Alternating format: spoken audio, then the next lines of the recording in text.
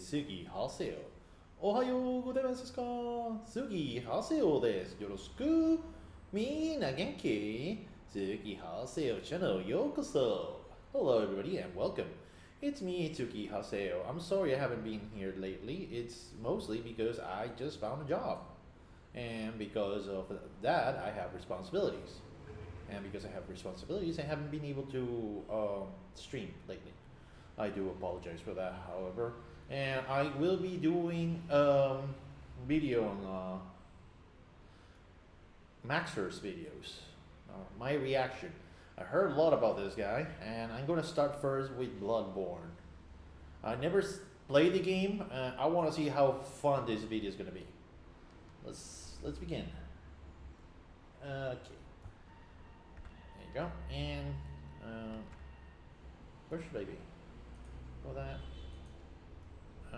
Hold on. I want to make myself a little bit way smaller. There you go. Alright. If you hear that my voice is different or too echoey, you would be correct.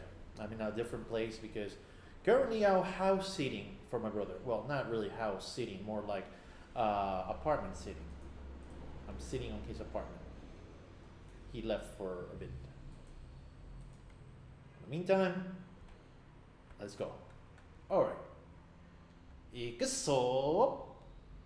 Spoilers. Bloodborne is a Lovecraftian horror RPG that no one understands by definition, where the player is free to attack hordes of human children at will and consume their innards. If that in-depth and Consume children's? Good. Hey, Sprox, how's it going? engaging anti-baby gameplay appeals to you, keep listening because it gets worse. In this game, you play Yeah, people don't like babies. Babies are horrible. as John Bloodborne, a foreigner incapable of speech without the use of sign language, and stricken with Habsburg disease, comes to the ancient city of London, seeking treatment for the sins of his cousins. Well, if you see London, actually right now, it's not that far off. In doing so, he will begin hallucinating talking dolls, spider people, and the great... Journeying further, John Bloodborne becomes conscripted into the service of a gay elder god and the 60-year-old man he keeps... I'm fairly sure the elder gods are not gay. They are demisexual. No, but seriously, they just fuck whatever. as a pet, and is given the ultimate task of killing an invisible infant in order to cure his anemia. To accomplish said Herculean task, the player must journey through dark forests, terrifying nightmares, and the meth-ridden alleyways of a post-Brexit Britain, slaying monsters, So true. exploring and tricking women into being impregnated by gods so you Isn't that literally the plot of Jesus? can consume the child. This game is an excellent Consume. realization of a Metroidvania with something new around every corner. A great action RPG which pits you against insurmountable odds and extreme challenges, and has a gripping story and lore about discovering the eldritch truth. So Jesus Christ. I mean, 99% of all Greek mythology is Zeus could not keep it in his pants. So what does that tell you? And also Medusa. Medusa basically was like seriously, Medusa got the worst. I mean, she got literally raped by Poseidon. And because Poseidon did the deed on Athena's temple, Athena got pissed. Not because Medusa was R-worded, but because it wasn't Athena the one that got R-worded by her own uncle. Greek gods, man, not even once. So, if you can, play it yourself, because I'm not going to hold back on the details. It's Jesus Christ, I want to play this game, but I can't because either I need a PlayStation 4 or a PlayStation 5. Both of them are expensive. That is without counting that I have to buy the actual game, which is not anywhere physical because it's only digital. And I don't want to buy digital because I know that as soon as Sony decides, they will close all the servers. So no, I'm waiting for the PC release. And I am very sure there's never going to be a PC release because Sony does not want to let go of Bloodborne. However, there's somebody that's been doing God's work, and they are actually making Bloodborne on Unreal Engine 5. I want to play that. I really do. It's no secret that my reviews are entertainment first, so I don't suggest using me as genuine advice. I am using him as genuine advice. However, most people can't play this game, ever, because you have to buy a $400 magical box sold by the wizard Sony in order to experience it, and even then you get to see it in an amazing 30 frames per second with no anti-aliasing. Port this game to PC, I beg of you. Yes. In fact, I can assume that a lot of people watching this video will basically never play the game, but keep watching because I'm hilarious and original. Do that, and I can give you the full, unfiltered, uncensored, Uncensored, that's what I like to hear. Oh, wait, you're talking about the review. Oh. substantiated and unsportsmanlike experience that is Bloodborne. Jesus Christ. The basics. The gameplay is what makes this game great, and the easiest way to describe it is simple but complicated. On a simple level, your baby brain is responsible for only two tasks, dodging and hitting. And okay, I can do that. dodging in this game renders you temporarily invincible. Sounds easy, right? Wrong, because every single enemy is adjusted to keep pace with you. Basic enemies are basically able to whoop your ass into fucking non-existence. Every Fair. encounter, therefore, is tense and engaging. When you kill someone, it's because you were faster and had more meth than they did. On a complicated level, you have a gun, and normally bullets hurt people, but Tell that to Deadpool. in London, bullets are a suggestion, like Like the Geneva Convention. the Geneva Convention. Here I did not rewatch this, by the way. in England, it's all about the knife bins, except Oi. The knives. Hold on, hold on. I have something for this. Hold on. Give me a second. Give me a second. Hold on. Hold on. Give me a second.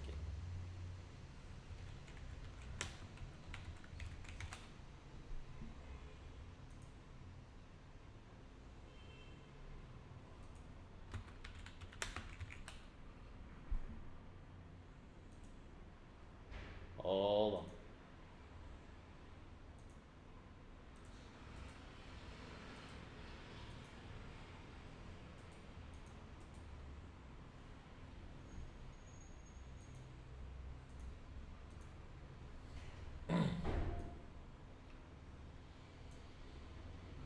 God damn it. Hold on. I got something here. Hold on. Okay, hold on. There you go. A bit rude to be pulling a knife from me chest, ain't it, but? Oi, you wanker, what's all this then? You got a license for getting stabbed? I got me a license for stubbing away here. Well, license is a license, so mate, can't interfere. Pizza ain't bloody hell. Oh God. Oh UK. You went down the drain, I swear to God. Alright. except when you shoot somebody mid-attack, you gain the mystical and arcane ability to plunge your fist through their ribcage like Hey, when you gotta fist somebody, you gotta fist them. Mortal Kombat, and rip out their heart, which is considered rude and a slight annoyance. This Can confirm. extends to behind them if you charge an attack, which sometimes causes Surprise prostate exams. you to reach up a pig's asshole and rip out the prostate like fruit by the foot. Side note, the most optimal farming route for currency in this game is called Murgo's Pig Fisting Route. See, That's actually the correct name, they actually changed it. I changed the webpage, and in this route, you sneak up behind this guy and do him the dirty. Then entice these two Don't forget to wear a glove. swinular bastards to be mauled to death by members of Organization 13. Repeat 50 times. On a complicateder level, every single weapon in the game has two different modes with two different movesets, and transforming between them gives you special attacks in addition to running attacks, plunging attacks, attacks. On a theoretical physicist level, your character memorizes squiggly lines and fridge art created by gods for passive bonuses that work regardless of weaponry. My favorites are more money, and more money they stack. Finally, on a They stack. meta-theoretical chiropractic level, every weapon is customizable with Chiropractical different level. gem slots that give differing effects for your attacks. And there are different types that can literally change all of the stats of the weapon, like making a fucking spear do more damage based off of intelligence. There's definitely more and a lot of strategy in how you level up your character, but I assume that you know how to level up in a fucking video game. But with all this combat prowess, you may be wondering, Max0r, who are these crusty Wait, abominations what? in video game? But with all this Wait, hold on. I have to see this a little bit slower. Playback speed. Combat prowess, you may be wondering, Max. Oh, I will. Oh, I see. This guy loves to stroke his own ego. Or who are these crusty abominations that you're fighting on screen? Well, to learn that much, we're going to have to delve into the lore. So buckle your britches, bitches, because this shit is wild. If I say something questionable, just accept it as fact. I can be trusted. 60 years ago, Trust me, bro. 20 rowdy college students took their education extremely seriously because they found woman Cthulhu. She was just in a portable toilet downstairs. Also, Hey, somebody has to have done that at least once in those Burning Man concerts or something like that. because they were bored, they beat to death a god of the sea with some bats, but that's a story for later. It turns out the entire world is ruled and created by a race of elder gods beyond human comprehension called... Is there any kind of god that is in human that can be comprehended by humans? Pretty sure there isn't. Hold on. Oh crap, my phone. Buckle your britches, bitches. Alright. the Great Ones. Figuring this out, they got Cthulhu's blood and were like, we can make a religion out of this. We can make a religion out of this. Because it turns out the blood can heal people, which is really good due to all the knife crime. So everyone starts drinking it a little too much and they get the money to build 36 cathedrals, but it turns out eventually the blood turns you into a werewolf. So the church hires a guy named... Oh, come on, seriously? Have you not seen the fans of what do you call this vampire movie? The sparkly one. Can't remember the goddamn name. Twilight. There you go. German to go fight the beasts with an organization known as the Hunters, but there's too many beasts, so he gives up. Now the knife crime is increased even more, and... Knife crime. That's what you get when you get those kind of people. German sort of goes insane and creates a life-size doll of one of his students who is an 8-foot-tall Amazonian. He Like a tall woman. also canonically has sex with it. The moon god, for some reason, kind of takes notice of this and is like, alright, listen, I'm building a suicide squad. That's kind of squad. I will bring your waifu to laifu if you serve me for all time as my slave. German reasonably thinks that this is a great deal and is imprisoned in a dream. This is where you come in. Hey, you gotta do what you gotta do. See, the moon god assassinates baby gods for fun, but needs a hitman to go into the real world to do it since he's confined to the 9th dimension. So in addition to fighting all manner of giant beasts and uncovering dark secrets, the true aim of this game is to commit infanticide. There's enough... You can't spell suicide without infanticide. Well, at least the last part. bullshit here to fill tax legislation, so comment your own poorly summarized Bloodborne lore below. And for the rest of us non-shills, we have ample time to explain more of what makes this game great. Oh, I love this song.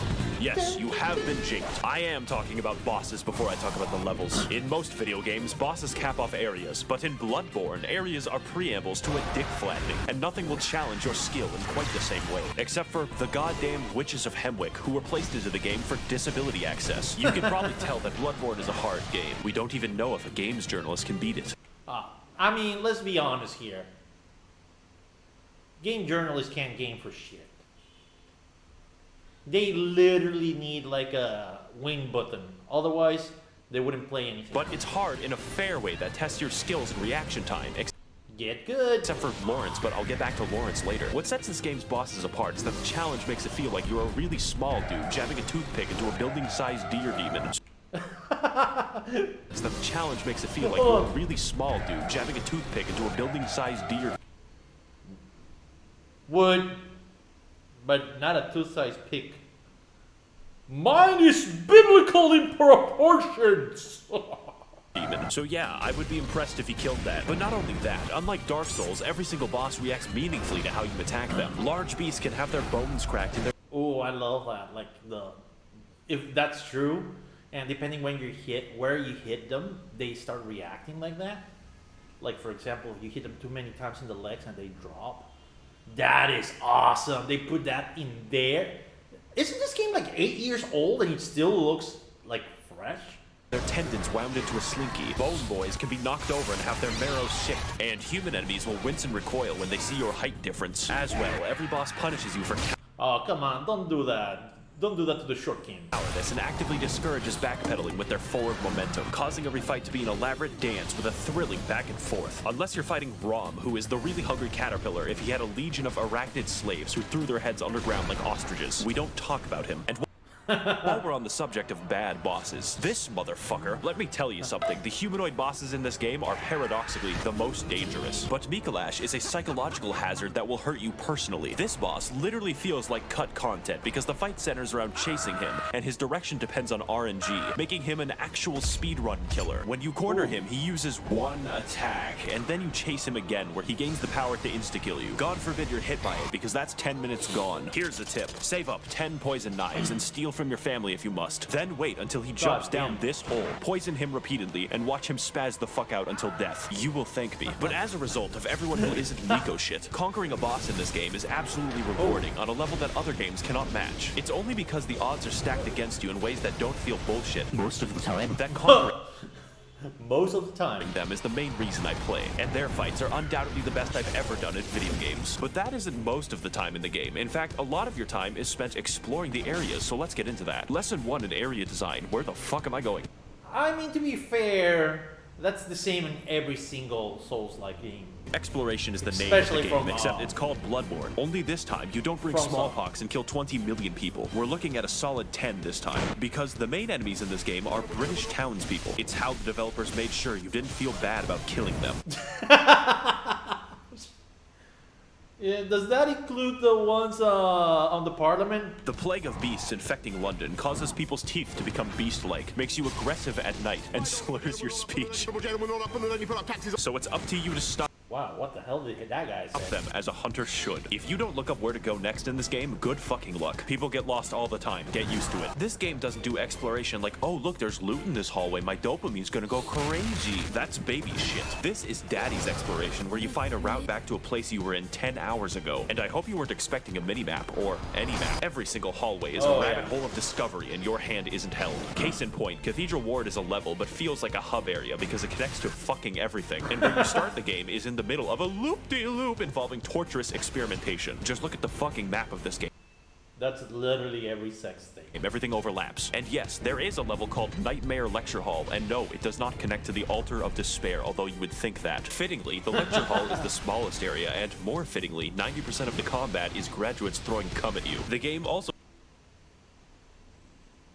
For some reason, that makes sense. has 2 completely secret areas that you would not find without the internet. I would tell you how to enter, but I don't want to do calculus. And what you get at the end? Upper Cathedral Ward is legitimately a horror area in a game loved for its combat, because it's filled with enemies who act out my greatest fears. Whoa, what the hell? Stealing currency permanently gives me fucking chills every time I Imagine that somewhere else. talk about it. Castle Canehurst is proof that From Software hates us all, since the best area in the entire game requires you to go to the Field of Corn in Ohio and trek down Waldo. But it's worth it to invade the house of that parasitic queen dwelling in her demented castle, so that she may feel the wrath of the proletariat. All we have to do is kill Prince Philip, who guards the way as an eternal lich. On top of this, there are numerous NPCs and NPC quest lines spread throughout the world, all with a series of interactions with each other depending on location and timing. For instance, you could direct nuns, prostitutes, and Prince Philip to a church run by a lonely black sludge, then perform enough blood transfusions to send the nun into a yandere rage. Or you could direct them to the nice woman who runs the clinic down the street, who only wants to help and assist others. Then take a strange path through the forest and into her clinic to discover that she has been experimenting on all of them in order to create the Blue Man Group. And if you want, you can take the umbilical cord away from her schizophrenic ass and eat it. The sky's the limit in Bloodborne quest lines. And you know what my favorite quest line is? The one where you descend into literal hell, complete with eternal punishment, insanity, and femboy fishing. What the hell? The scariest of them all. I'm of Was that a Stolful? course talking about the DLC, the only DLC for this game. And if you play through Bloodborne, you have to play through the DLC. I'm not giving you a fucking choice. So to learn why you should play the best expansion ever made since Spore Galactic Adventures, Jungles. come with me on this amazing journey to find the secrets of the Bloodborne. Come with me, you will see A world full of pain and blood in the imagination. The old hunters. I want you to imagine hell. Now imagine hell written by H.P. Lovecraft. It would be filled with squids, immigrants, and air conditioning.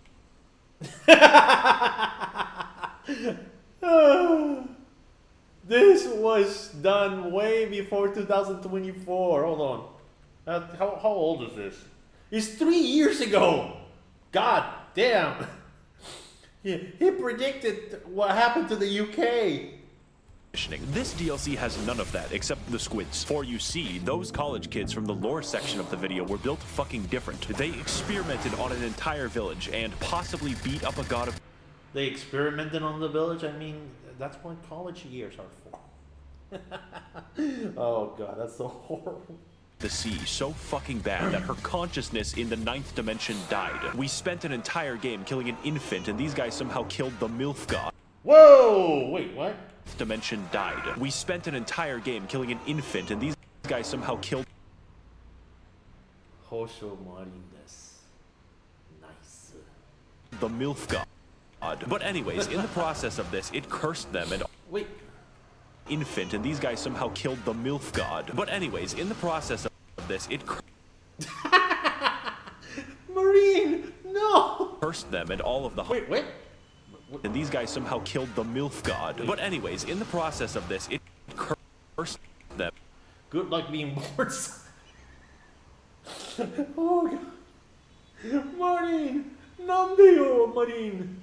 Marine! Nandeyo! And all of the hunters to be doomed to a hell upon death, where they will hunt in a bloodthirsty rage without rest for all eternity, indistinguishable from a political subreddit. Fair. Case in point, this is Ludwig. He's Ludwig! The YouTuber? the first boss of the DLC and has a reputation for causing refunds. Not because he's bad, but because he's too good for you. Get good. The first phase is as difficult for me as realizing that Golden Corral is not actually a real corral. I mean... fair? But like every restaurant except Golden Corral, the rewards at the end are delicious because his second phase is even harder. Now, I'm not going That's what she said. to lie, this DLC has 4 bosses and 3 of the hardest bosses I have ever fought in any video game ever. So your ass will be clenched the entire time, and the fact that he's the 3rd hardest is fucking concerning. Some people tell me, Max0r, your videos have gotten me through tough times because they made me laugh. But like this boss, you are the one who is truly overcoming these challenges. I mean, a lot of cum is showing in there. And I believe in your ability to beat both of them. That's a lie and you know it. King Boss Lightning Round. The DLC has many such cases of amazing bosses, including Lady Maria, who is the basis for German's extremely creepy 8-foot-tall doll fetish. But we'll get back to that. And Orphan of Cause, who was born from the literal dead body of a god. see, this is what happened when you are not pro-choice. You get eldritch abominations. If you enjoy the sensation of being beaten to death with a sharpened placenta, this is the fight for you. And as with everything that From Software makes, they threw in a boss that they didn't really finish and called it a day. Fair. That's basically every single DLC super boss, secret boss. I'm of course talking about Lawrence, which is a very mundane name for a fire monster locked in hell. Take my advice, don't fight Lawrence, you only lose a part of yourself. Since there is nothing in me that can be lost anymore. this boss fights you by dropping off his own legs and then violently vomiting and shitting lava everywhere. I've always wanted my game about Hit him with a newspaper. Go, no, bat Lawrence, bat. dynamic dodging and elaborate fencing to be reduced to shitty area denial like it's Team Fortress 2. To wrap things up, the music of this game is pretty good, but the DLC music is fucking insane. I don't know what it is about Japanese composers. Oops. Sorry. Currently where I am, it's a little bit of traffic, so you might hear some sounds that you're normally not used to. There's being able to make better symphonies than the continent that invented them, but that's because they're not all like looking for day hires, DEI. just take a listen.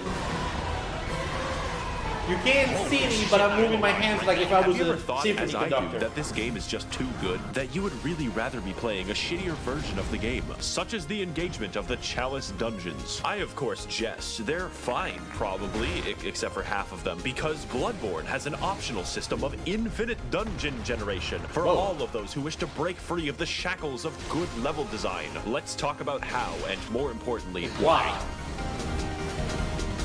First of all, Bloodborne has a system of dungeons that everyone shares and dungeons that are random. For my footage, I played the shared dungeons that you can be guaranteed the pain you witness on screen is mandatory. One of the biggest strengths of Bloodborne is the ability to have interesting and challenging enemy encounters gently rubbed with the blood-stained hands of Miyazaki. But I don't think I have to explain to you how randomizing almost every encounter in the game could be imbalanced. But fortunately, most enemies you encounter in the Chalice dungeons are new to spare British people your wrath, so you instead fight SCP-96.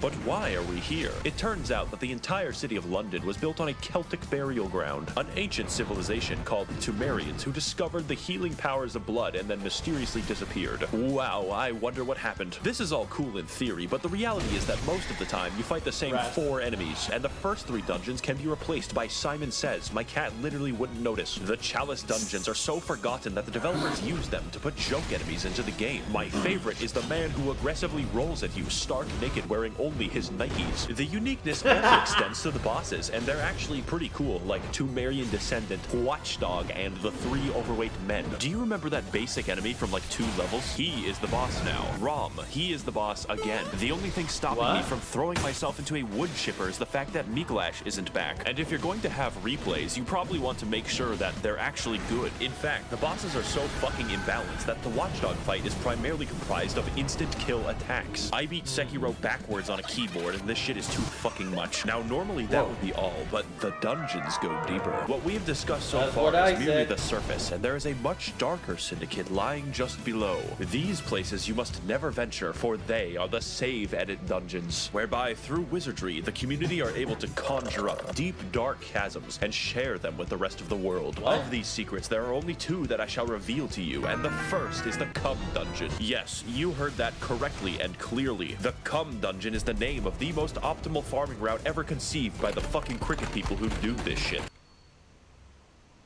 Should I be concerned that I actually understand what he's called that? Or should I be more concerned that somebody called that? Whereby the player enters the chasm of place name and watches as a high-level boss yeets itself off a cliff. Murgo's pig... I mean, I would too if I was in a debug room. Fisting route can give you 10,000 echoes. This gives 83,000. And if you thought that that sorcery was bad, it gets much worse. You can insert anything from the game files by save editing a Chalice dungeon.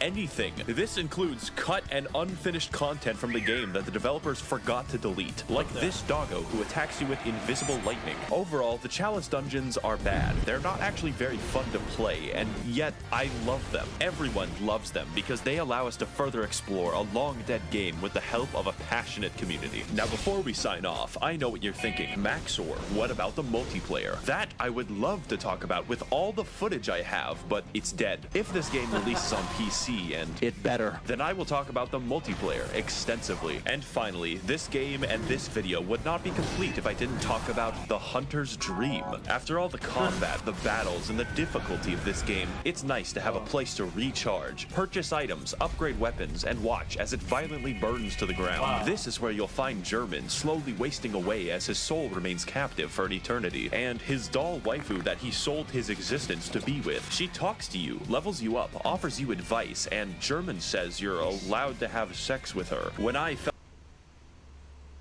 He is very welcoming. Fell down and felt defeated, she was there to pick me up. When I emoted at her randomly, she pretended to be impressed, and she was there, graciously standing in the background of this one shot that I took of myself. She is our waifu now, and the game is perfect and complete because she is in it. Now excuse me as I engage in the supplementary lore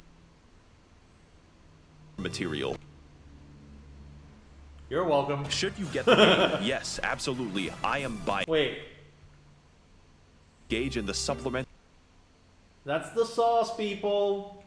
You're welcome. lore material. Should you get the game? Yes, absolutely. I am biased. In fact, you should physically enter Sony's headquarters and demand that it be ported to PC.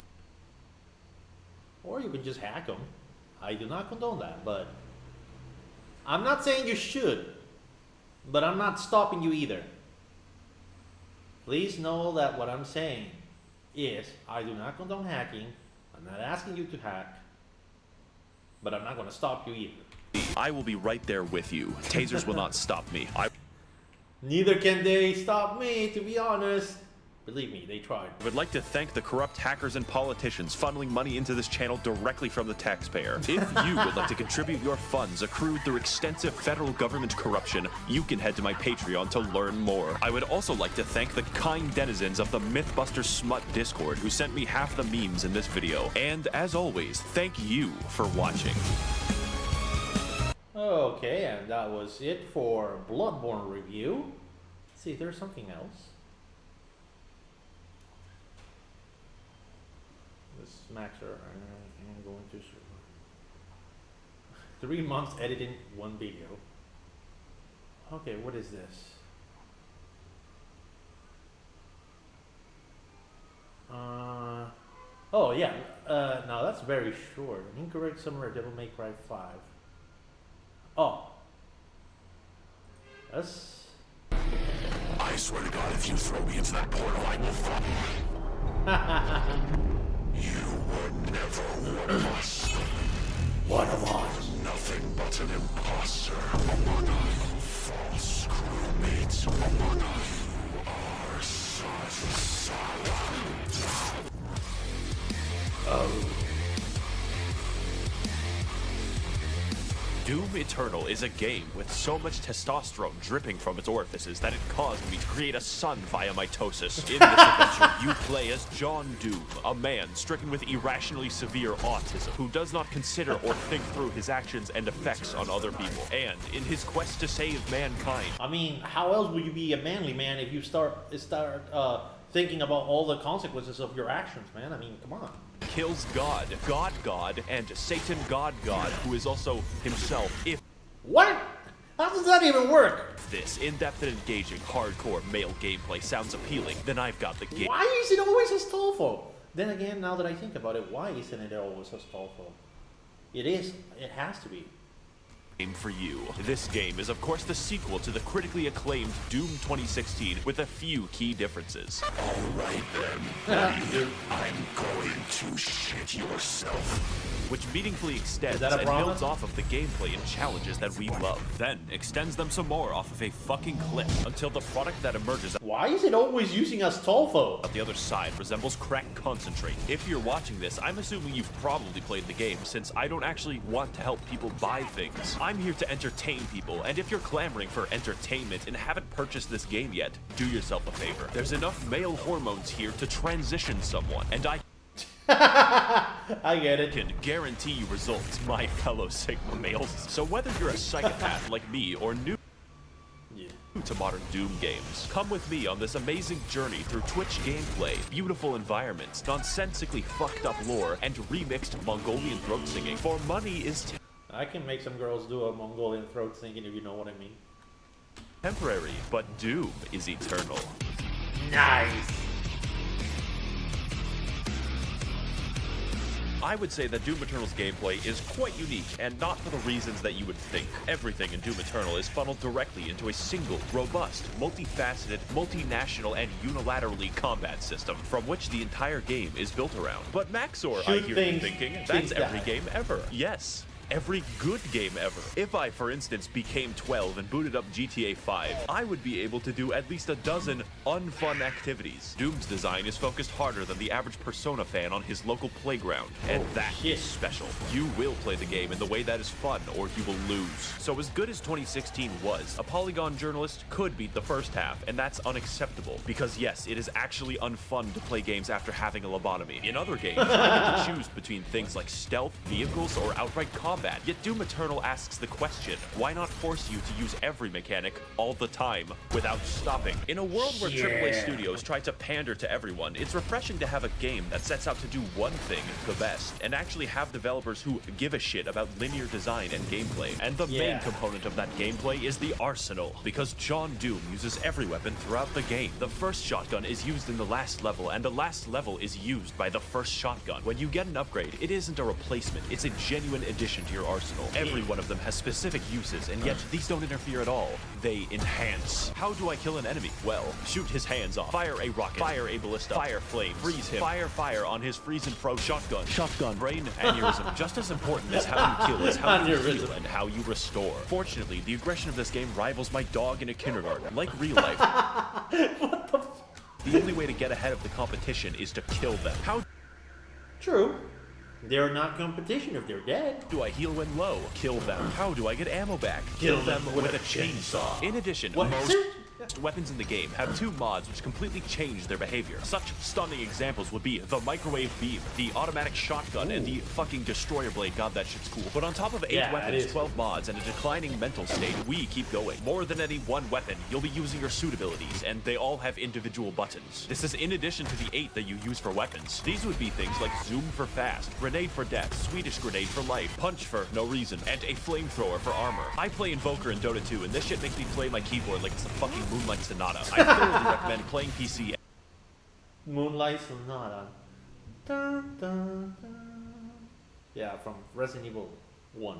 And never using the weapon wheel for maximal Ritalin output. And if you can't switch weapons fast or play on easy mode, that's fine, man, we're all busy. How about I give you 2 more buttons? You can't switch weapons fast. I didn't manage to catch that. Hold on. Or play on easy mode. That's fine, man, we're all busy. How God damn it. you can't switch weapons fast or play on easy mode. That's fine, man, we're all busy. How God damn it. Hold on. I need to make it slower. you can't switch, man, we're all busy. Play on easy mode. Hold on. I'm not gonna rush until I see what it says in there. That's fine, man, we're all busy. Most of the time, the only thing stopping you from getting good in the game is time. However, not everyone has that time, and that's okay. A lot of elitism regarding difficulties speaks of skill, but that's just gained throughout time investment. If you want to enjoy the game on a lower difficulty, there is literally nothing wrong with that. People on the internet are cruel, but they're also wrong. I want to welcome as many people as possible into this hobby. You can turn up the difficulty later when you feel it is more fun to do so. That is wholesome by Max0r's. No, I mean seriously, that is very wholesome. How come nobody saw this before? How come I am the only one that actually saw this?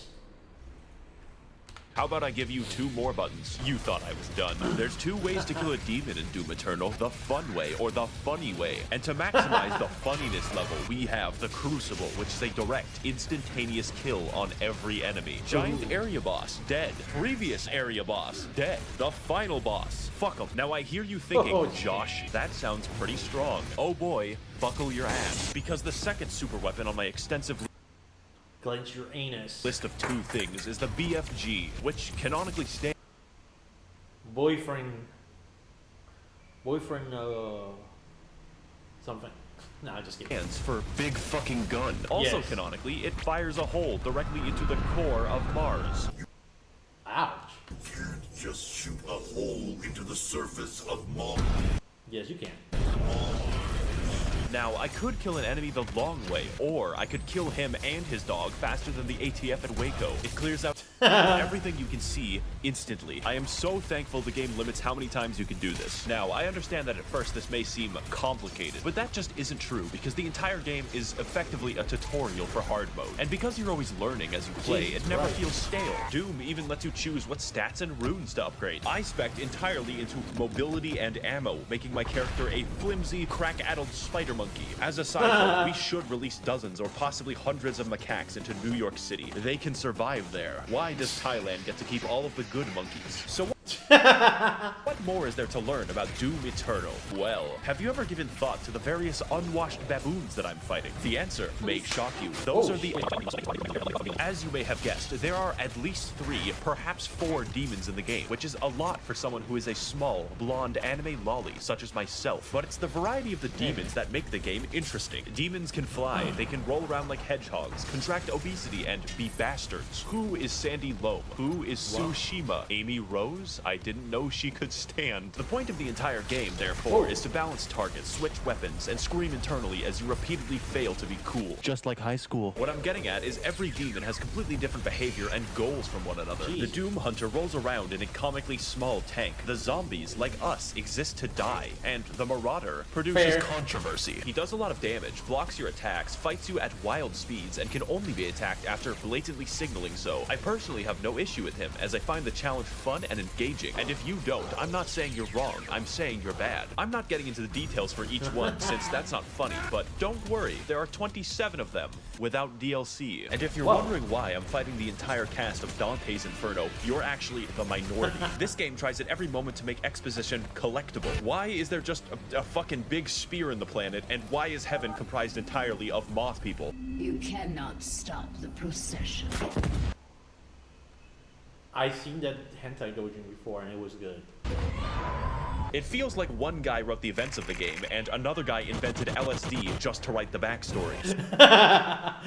Well, you know what John Romero said about the Doom when they asked, does the game has plot? You know what he replied? And I quote,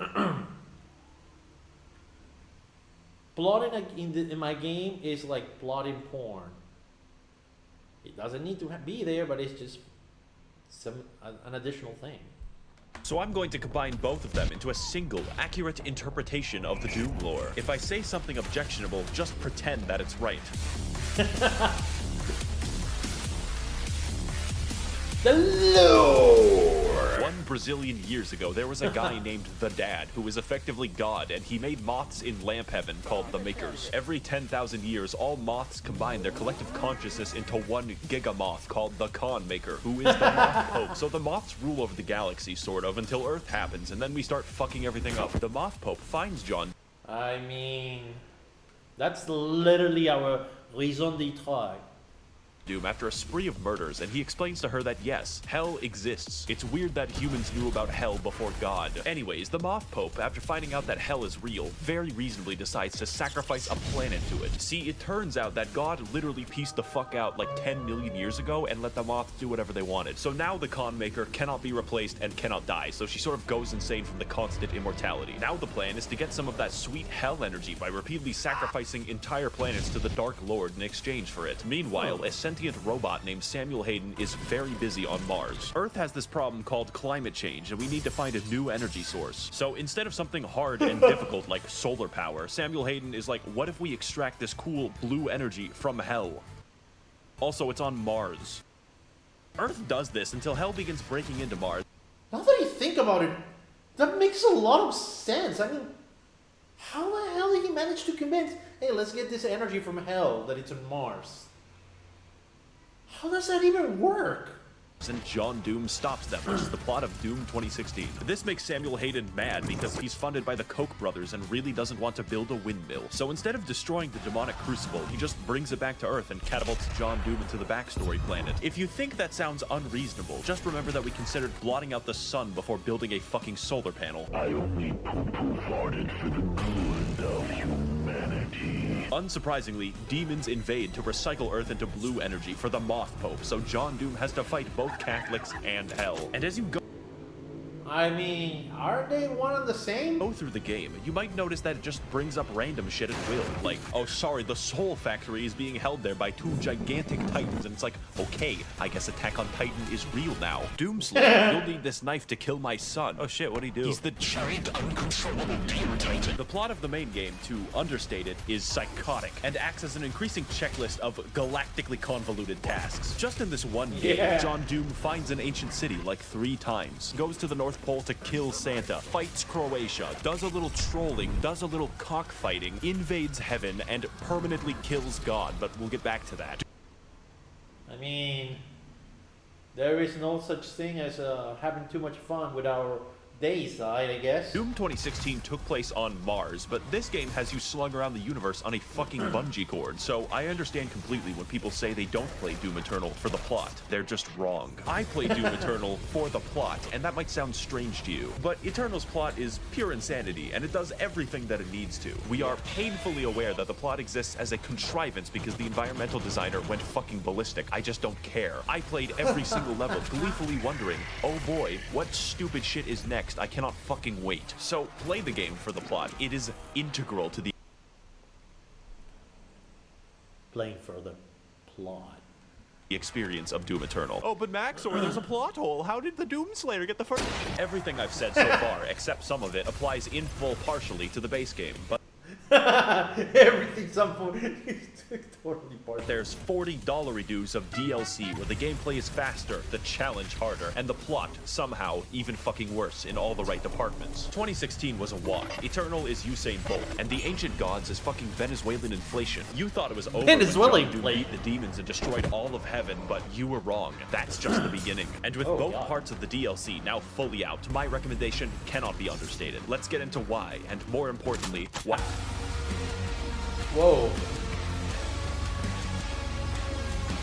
This section of the video is going to be different, far more structural, and aligned with the plot of the DLC. Because the gameplay isn't what's new about the product, it's the challenge and the story. I originally wrote an entire script for this and then trashed it because it doesn't truly communicate how this DLC drove me to insanity, and I hard cope by simping for 2D women. I will tell you if there's a very big gameplay change, but the point of the DLC is more of what's amazing. If you like Doom Eternal, you will like the DLC. Period. Okay, so Samuel Hayden, you might know him for his various appearances on political YouTube debates advocating for carbon positivity. It turns out that he's not a robot, he's a fucking angel. Also, John Doom's Alexa is God. That's not a joke or exaggeration. His name is Vega, and he is the physical remnant of God's consciousness in AI form. So Samuel, now a fucking divine being, wants you to revive him since both God and Satan are trapped in volleyballs. At this point, the video can't count as spoilers because it makes no fucking sense. The first DLC is essentially trolling because you kill God. Why? Well, obviously to revive Satan, exclusively so you can fight him. What could go wrong? Of particular note here on the gameplay side is the final boss, who is Samuel Hayden, because holy shit, this fight is hard. Whoa. Also, the premise is ridiculous, and my enjoyment of the game is hurt by neither. Every aspect of this is speedy,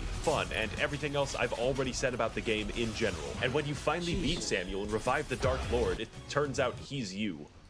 Yeah. The only thing in the world that could possibly kill John Doom, himself.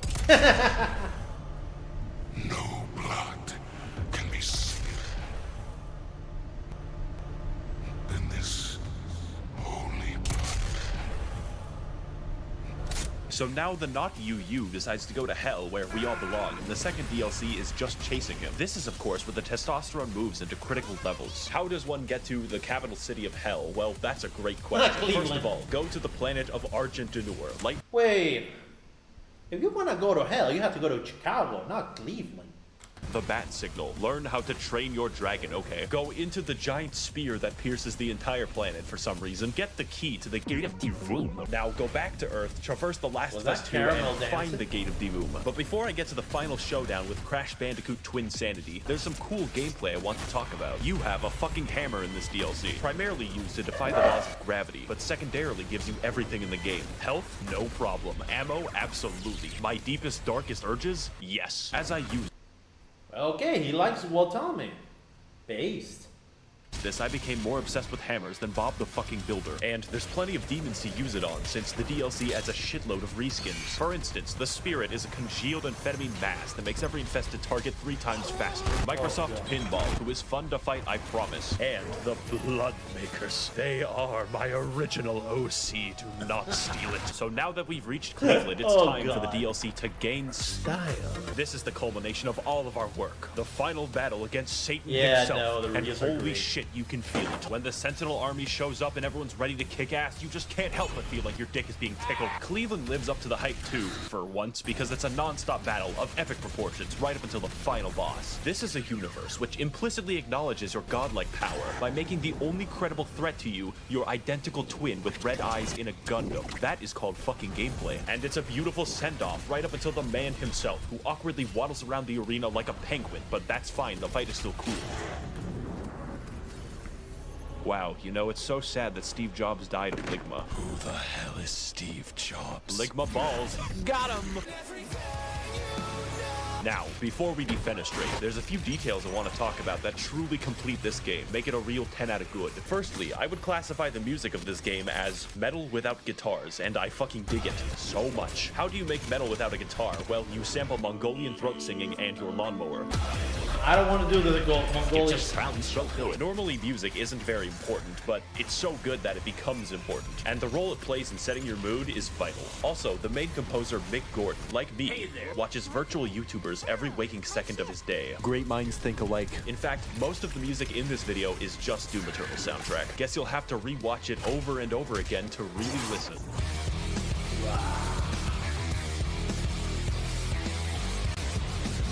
Finally, this game looks really good. Not in a, oh wow, look at all these particles I'm stroking out way. It's more like, how does literally anyone have time to model all of the geometry in the game? It is unreal. It is so Jesus downright inspired that it makes you feel bad while playing it. Doom Eternal is such a fast and pulse-pounding game that it's like sprinting through the fucking Louvre. How am I supposed to appreciate the Mona Lisa when it looks like this? Should you buy the game? Yes, I am very biased. If speed and action is what you crave and you want to induce cardiac arrest early, this is your game. I would like to thank the Demonic Brotherhood funding this channel in exchange for their souls. If you would like to engage in blood sacrifice... Alright, and that was it for Doom Eternal.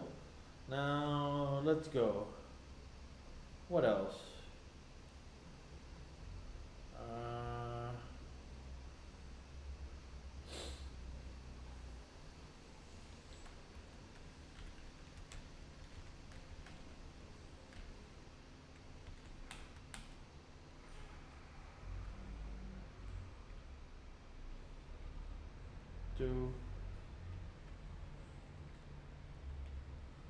Okay, let's see. Let's try this. An incorrect summary of Elden Ring, the Moon and the Stars. Hey guys, welcome to my Minecraft Let's Play. Elden Ring, or as I like to call it, Boomer Band, is a fun new hack and slash and bash and crash my car, developed by Epic Games director Hide Your Tacos Miyazaki with the express Your tacos. There you go. purpose of inflicting pain upon the Gaijin. In That's every single FromSoft game. this adventure, you play as the famous video game's protagonist Elden John as he undergoes many trials and tribulations on his quest to fight the entire Catholic Church and kill God. I mean, we all desire to do some D-side every now and again. This game is a little difficult. You could call it the Dark Souls of Skyrim. As such, many challenges await the player, and most of it is the work of Satan, as is every game made by the Japanese. Spanning a gigantic world slightly larger than Africa, we will find Just slightly larger than Africa. many secrets, uncover many what? gigantic world slightly larger than Africa. We will find many secrets, London Bean Knife. uncover many attractions, and slay the entire cast of the Bible. I've always liked that book. My favorite part was the genocide. Same. Man, this music is banger.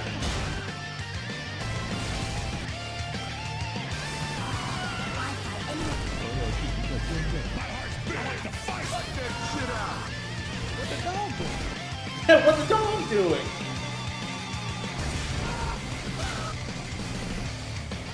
Part 1. The Moon and the Stars. Please help. So we boot up the game and, silly me. I forgot to unplug the keyboard so my controller can work. Yes, that is actually a thing. I actually played this game. Believe it or not. Look at my YouTube channel. And yeah, you actually have to unplug your keyboard to play with the controller for some reason. Now I'm free to make my character. Our journey begins inside of the Microsoft PowerPoint, the quality of which being so dubious that it resurrects you from the dead. Wake the fuck up, samurai. Wake the fuck up, samurai. Of course, this is a FromSoft game, so Spider-Man is here to send us the fuck back to our tutorial, which is a whole lot of fun. Holes are fun. You know, just making friends, influencing people, and providing intuitive solutions to the issue of life. I need some of that solution. And with that problem sorted, it's time to take the elevator so we can accomplish the impossible and go outside. Welcome everyone to Limgrave, land of trees, laborious bears upon the trees, and this white person. Tarnished, if you're lost, how about you start by finding some bitches? Stupid weeaboo wearing ass. When's the last time you took a shower with your dirty helmet wearing ass? With your weird ass cargo shorts your mama gave you? Look, what I'm trying to say is, your fit is mid, and you get 0 bitches. Fuck out of my sight before I gotta look at those stank-ass vans again. As per the words of our friendly associate, we proceed towards the castle in search of some bitches. In Dark Souls, we sought after the Dark Soul, and in Bloodborne, we tried to escape Britain. But for Elden Ring, our objective is to get the hose. This is a game mechanic. You cannot level up until you get a girl boss. So with nothing else I mean, girl bosses level me up, you know what I mean. to do, I guess we'll have to fight this tutorial boss. Yeah, that is not a tutorial boss. He's a little like, this tutorial is on how to flee in fear and use geometry. To be fair, I actually killed him early on because I actually know what I was doing. So this does not apply to me. Proceeding to the next batch of enemies, we must forsake direct combat in favor of the stealthy techniques of video game protagonist Rigid Danger by Jungle Noodle. Yeah, no, I did not do that. At which point they form a violence committee. Steak! Steak! Try finger, but hold. Sup, bitch? What the fuck? My name is Melatonin, and if I may inquire, sir, I am in need of a quirked-up white boy who can bust it down sexual style, so that I may make him goated with the sauce. Okay. No cap. All we have to do now is kill every demigod on the planet. Every what? I'm glad you asked. Long ago, this land was ruled by the great Queen Marinara, who pissed off God so badly that he left the fucking universe. Now her power, the Amazon gift card, is shattered, and her athletic scions are holding a contest to see who can die the least. So God comes back when I kill them? No, but you get to keep the gift card. These are the faces of evil, who have all claimed a shard of the card. Some seek glory, others redemption, and one is just really attracted to his younger brother. Wait, what the f? That is canon, true. And after countless weekends at university, the tarnished warriors are called upon to rise from their tilted towers and achieve one final victory royale. Jake Paul, bastard of the Badlands, the ever-wet skelly sleeper, the crazy caca consumer, and least of all, you, tarnished warrior. Is there like an opt-out? Great, I'll send you to my dimensional pocket. I see. Cool. The metaverse. Welcome to the Round Table Hold, a place to rest, make purchases, and converse with the homeless. Do you sell magic? You know what? I'm just gonna go over here now. Deal. I'm in hell. Now, as for our comprehensible friends, we could begin with the blacksmith, but he's a little busy right now. So Give that me only back. leaves one more person, Fia, the deathbed companion, unique among all women, including my mother, for offering to hug me. Of course, I do accept for gameplay reasons, but what I wasn't aware of was that this one action permanently debuffed my health, and I forgot to turn it off. For the entire game, the effect looks like this, and with that, I've reached my limit for human interaction, so it's time to head back. Jesus Christ, to Stormvale Castle, where we can find the first demigod on our list of all people. Our approach begins by moving through the gate. Our approach begins with a battle against the lag beast, but honestly after that, the level is pretty easy. Ow.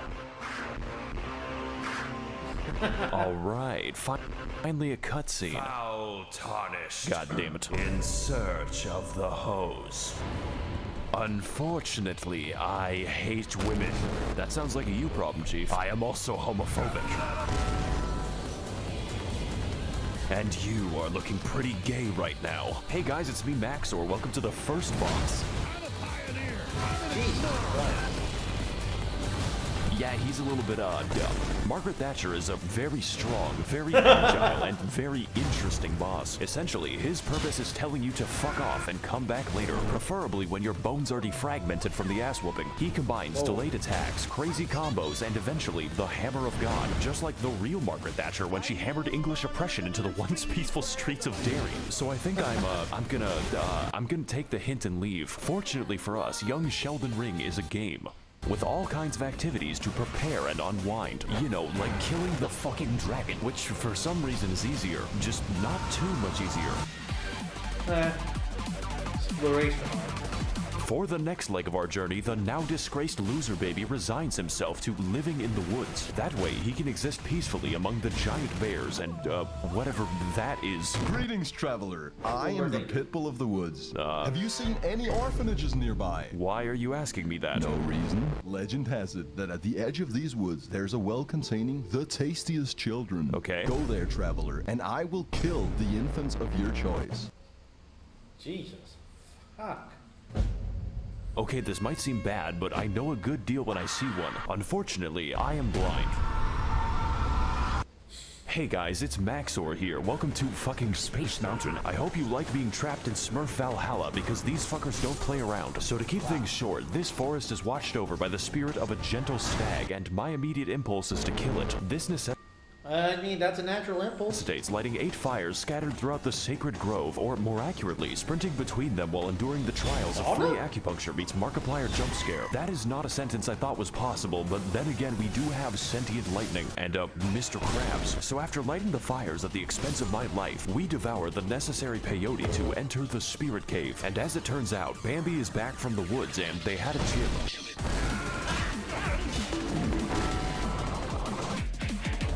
I like this fight. He shows me how bad I am at the video game and reenacts my trips to the horse race in 2006. Overall, it is a riveting and accurate portrayal of how fun it is to kill innocent forest animals. 10 out of PETA. 10 out of PETA. You don't even get anything from killing him, just the guilt. That's assuming I have to. That's assuming I feel killed. So after exiting the hell that is Quebec, we head across Limgrave to the Weeping Peninsula, called as such for its tendency to rain and also the race war. But before we get into that, we've got a few tasks to do, just like Among Us. These include fighting the sapient tree, uncovering chests that accidentally teleport me to the end of the game, and also the bell, which may or may not cause hearing damage when you get close enough. It even contains the rarest of all loot, a woman who tells us the tale of Castle Morn, a fortress that made the grievous mistake of permitting Furfest 2022 in their local Hilton. That's what happened when you let the furries in. Except these are not costumes. My brother in Christ, they are misbegotten chimera and you're going to die. So as can be expected, they massacred everyone and started a county-sized race war, and now they're sending me to clean up their human corpse ball pit. Fortunately, just like all issues in life, this one is fixed with a massacre. They haven't invented war crimes yet. I like this level actually. It's pretty short, just like this video. My favorite detail is that they gave crack to an orangutan. Whoa. Oh boy, it's more animal cruelty. We're climbing back into Harambe's cage and there is no gun. You know, when he isn't converting my bones to sand, this fight is actually easy, mainly because his health is the size of my prefrontal cortex. But even still, I had a great time reenacting the murders I did 2 years ago. And just like this fight, I will not face the consequences. Jesus. Enjoy this while you can, because we've got a few more people to talk to, such as D, a man who gives us a fair warning about the dangers ahead. The village here has been touched by death. Thanks, as well as speaking to the sentient jar, which you may find strange, but really we are all containers for suicidal thoughts. So after quelling his, our new friend Jar Jar Binks tells us to head east to an industrious land known as Gary, Indiana. You know, it seems like we're going a little bit off the beaten path with this one, but I'm pretty confident. After all, how bad can it possibly be? What the fuck is that? Oh no. Oh god. Let's go back to the castle. This time I think I'll walk all the way back to Margit. Hey guys, it's Max0r's here. Welcome back to the Let's Play. And on this episode, Margit is still hard and a bit distrustful. One might say suspicious. We need to eject him. Margit, more like Marge Simpson. Even with better gear, this is a fight that demands, among other things, awareness and patience. Emphasis on the patience. But most importantly, this fight requires experience. Experience gained through fighting zoo animals, dragons, and even Canadians to squeeze out the narrowest of victories. Just to watch out for the hammer. Oh god. Really glad we could beat the first boss up 9 minutes into the video. Welcome everyone to Stormvale Castle, realm of the first demigod, Godric the Garfted. And if I can't get to him in 20 minutes, the lasagna is free. Stormvale is a complex, multifaceted dungeon with various paths, only one of which is correct. So instead, we take the side route across the wall, past the knife birds, and into a Chinese chemical factory. So after cracking open a cold one with the boys, we ascend the political compass until I have authority over life and death, which coincidentally leads us to the castle grounds, and I didn't know they made Irish birds. Colonel, I'm trying to sneak around, but the cramp of my ass cheeks keeps alerting me growing. Alright, it looks like we're finally making some progress. All we have to do now is get through the, He's quite the, handyman, knows how to work with his hands. You could say he's quite the handful. Better use this door to, keep him at arm's length. I'm very funny, by the way. Stay tuned for more laughs and gags on The Big Bang Theory, Sundays on NBC. I'm sorry, Odie, but I could not stop myself. After all, it was a Monday. And I hate Mondays. Pizza delivery for Garfield? It's called lasagna. Pizza Hut really ought to work on serving giant castles. I work for Domino's. Then it sounds like you could use a bit of a hand, you know, with making the pizzas. I command you to laugh. Do you know what I've gone through to make that joke? In this battle against Godric the Minecrafted, we put our patience to the ultimate test as Grandpa pilots his fucking Max0r's Evangelion straight into the housing market. Much like his titular cat, Godric is a fucking gremlin who attained his abilities by entering Friedrich Fastbear's Mega Pissplex in the year of our Luigi 1987, and then sewed the children therein to his wacky animatronic suit. They call him William Grafton, but besides that, his coordination is subpar since he has to migrate a mosh pit to attack you, and it's quite excessive. Godric holds all of his attacks until the heat death of the universe, which means you have to pay attention to his arm carefully, and that's pretty difficult when he's shaped like a four-dimensional object. I'm finding it pretty hard to keep track of him. He seems to morph around so we fight him slowly and with attrition, like the Viet Cong, dodging, slicing, and dying until eventually reaching the oh.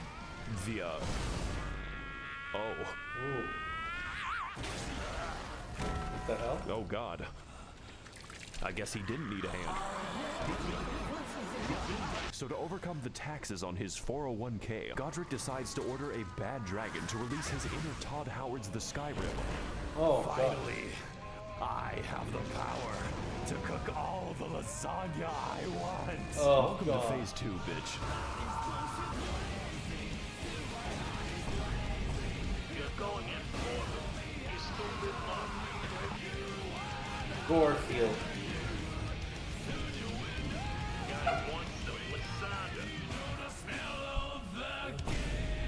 Ah, that's good. Game ever made. Chapter 4, Harry Potter. Table hole. Harry Potter and the audacity of this bitch. The Round Table Hold, my favorite location. There's really nothing else like it in the realm of physical science. Speaking of which, it's been at least 3 seconds since a homeless guy yelled at me. Let's fix that without going to Los Angeles. Hey, people. Oh god. It is I, the Lore Man. Okay, do you know where the bathroom is? My IQ is the highest among all Reddit. That's not saying much. Did you know Renala of a full moon resides? Okay, you know what? Never mind. Let's just talk to, Two fingers. This is worse. Let's, come back to that eventually. Oh, I guess I'm stuck here. Congratulations, we made it past the first demigod out of 6.5. I'm sure his subjects will remember him fondly. Remember all those adventures we had together, all those places we've been. That was 10% of the map. I'll probably finish these videos in a nursing home. This is the rest of the game, and wow. I better call Gandalf for that shit because we've got a ways to walk. Welcome everyone to Ligma of the Lakes, the largest swamp that Miyazaki was allowed to build. 30,000 men have already died, and on today's episode, we will be heading to the second demigod on my list of political dissidents. Renala of the Red Lobster, Queen of Caria for at least the next 10 minutes, resides in the magical academy of Malaysia Lucario. And to get there, we need to head across a biological minefield known informally as the Crustacean Nation. It is here that we face our greatest challenge, the fucking shrimp. I'm starting to think that PETA has a point. So anyways, we head through the gauntlet, past the Octo Sketty, and get completely sidetracked until I end up in fucking Nipton. But we're gonna skip over most of the side content. You could say that we don't don't have the time to hang out.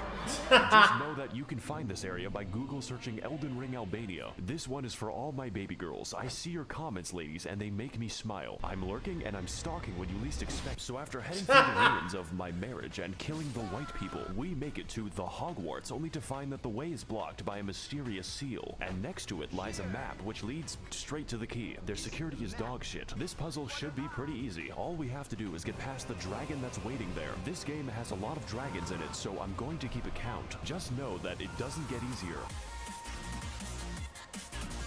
So now that we've broken into magical racism land, it's time to enact our revenge upon Chris Angel Mindfreak in one of the most pretty good-ish dungeons of the game, featuring brand new challenges and enemies such as the Spastic Child, this man 30 times in a row, and a homeless guy who helps me extract the blood from my body. Raging Lucario is a fairly linear dungeon with some rather unusual architecture. Now, I'm no interior designer, but why is the entrance to the school a graveyard? Is this America? Anyways, we drive past Ohio as quickly as possible until we end up near the lecture hall. Singular. There is only one in the entire school. I guess they just do it on Zoom. And for today's lecture, what is the dog doing?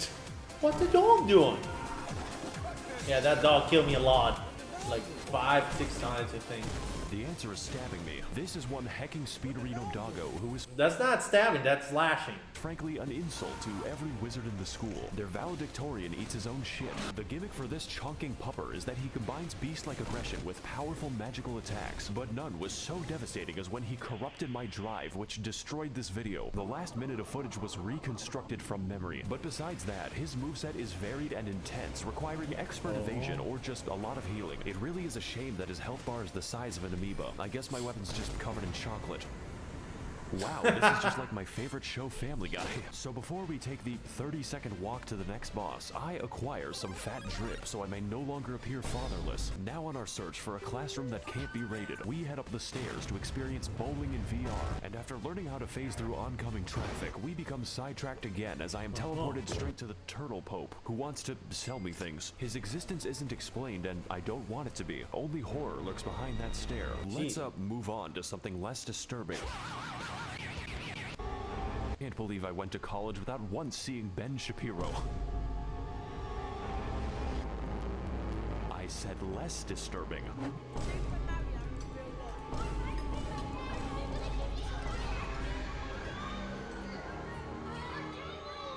What is up, guys, and welcome to episode 391 of my Minecraft Let's Play. This is a preschool, man. Today we're going to be messaging my underage fans on the internet. Oh boy. Welcome one and Holocaust to Child Slaughterfest 2002-2s. That's right, this is an American school after all. And in this battle, we're going to be teaching these kids the harsh realities of the hood. Now, I know what you're going to say, and hopefully it's not a police report. Max0r's, this fight looks kind of easy, like taking candy from a baby if the candy was their still beating heart. This is accurate. In fact, all you have to do is find the correct one to turn inside out, at which point Renala basically lets you go to town. The reason for this is that Renala lets me go to town. Good. Start fighting a demigod. This is the demigod's ex-wife, who was dumped after she gave birth to 30 of herself. To some extent, I can understand, but goddamn that child support. Kind of. Yeah, child support movie, a killer. I feel like I'm doing him a favor.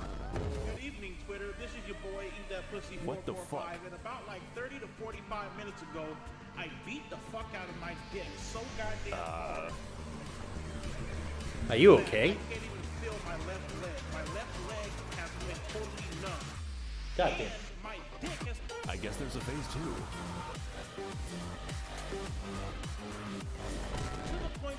2. Those who like Renala are the one that has feet fetish. It's still easy for Dark Souls, which means the challenge is getting anywhere close to her. This fight is essentially Dark Sus Gwendolyn if he/them were a good boss, using a vast array of magic, other bosses, and the power of Goku to socially distance your skull from your neck. But even still, it's very manageable if you have any semblance of patience. My editing might tell you something about how I did. 70% of this fight is waiting for my turn. It's like I'm trying to stab Julius Caesar. Make sure you like, comment, God and damn it. subscribe so we can take this video Haseo to the moon.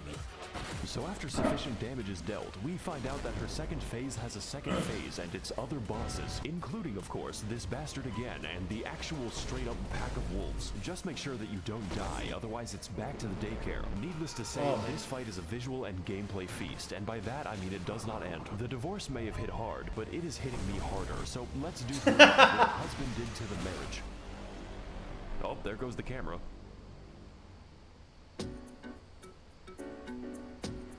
You're going to Brazil!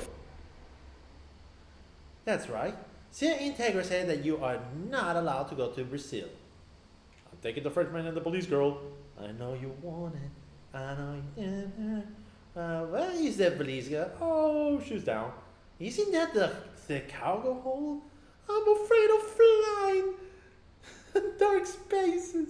Fucking hate this place. It's making me want to minimize the amount of air I breathe. Greetings again, Tarnished. Yeah, okay. What knowledge do you seek that brings you to my domain? Okay, so I've been to Red Lobster once already. Where do I go next? Caelid. What? You must continue your adventure in Caelid. Is that a problem? No, not at all. There's nothing wrong with Caelid. There is everything wrong with Caelid. Hey guys, needs McTherapy here. Today I'm going to be playing in a Tim Burton land. Tim Burton land.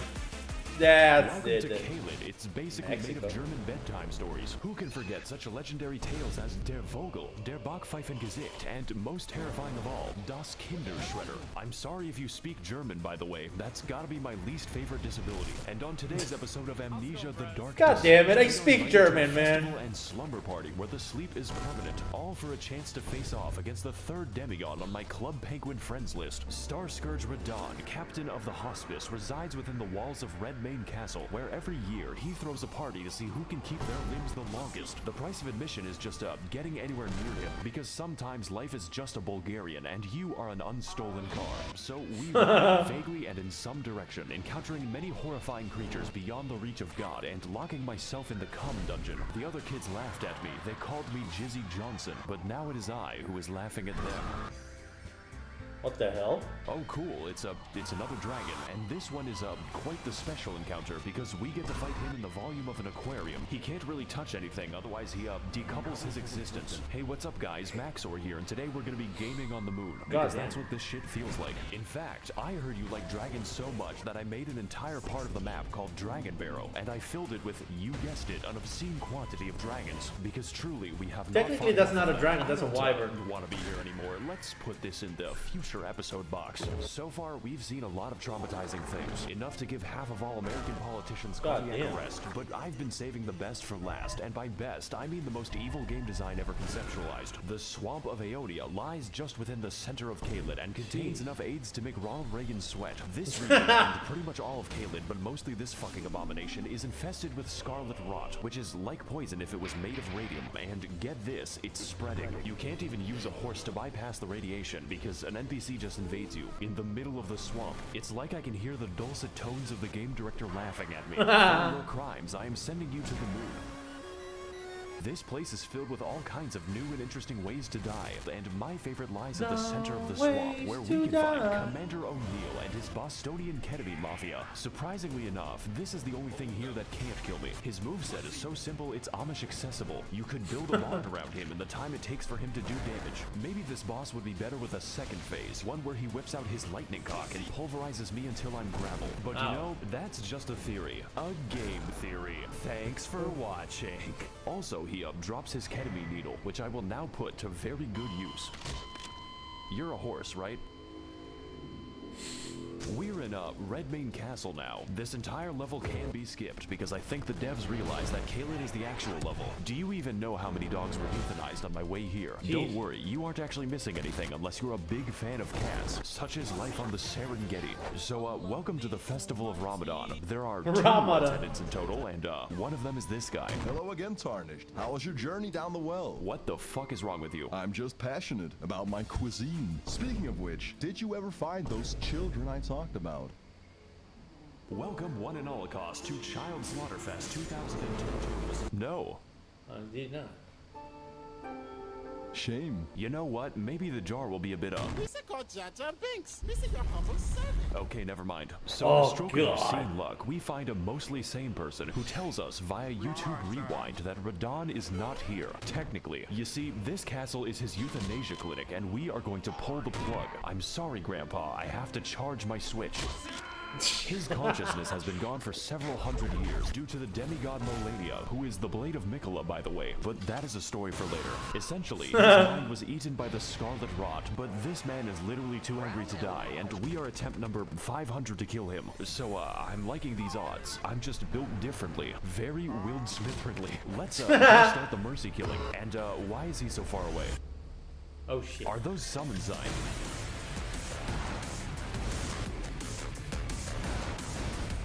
Welcome everyone to the open world RPG where I roleplay as the victim, and today we're doing one of the best fights in all the video games. Starscourge Radon is a big, buff, absolute unit of a boss whose only instinct is recycling your flesh back into the ecosystem. But you are not alone in this battle. There is no limit on how many people you can summon, and if they die, then you can just do it again. I'm sure they won't mind. I have essentially converted the game into an RTS. I'm gonna fight Raid Boss Radon in Word of Employee Harassment. Now, you can fight him alone as a real gamer, but why would you?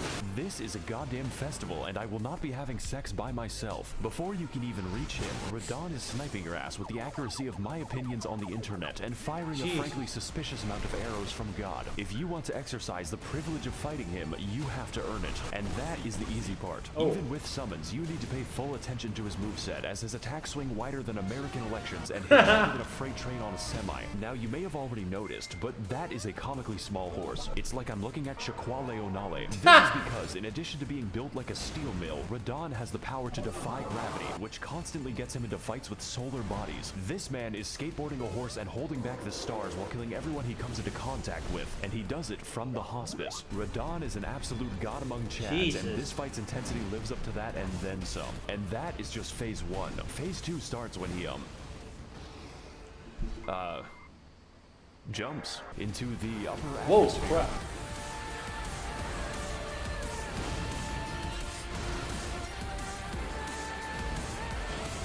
Oh.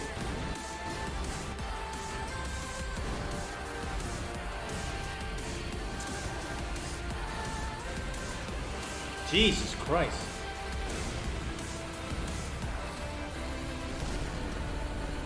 Jesus Christ, he is a thick one.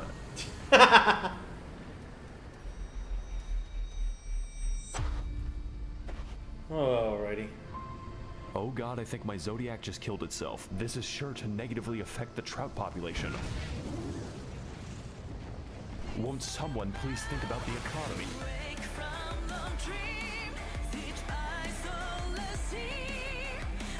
Okay, so what was this one? Hey god. Moon and the Stars.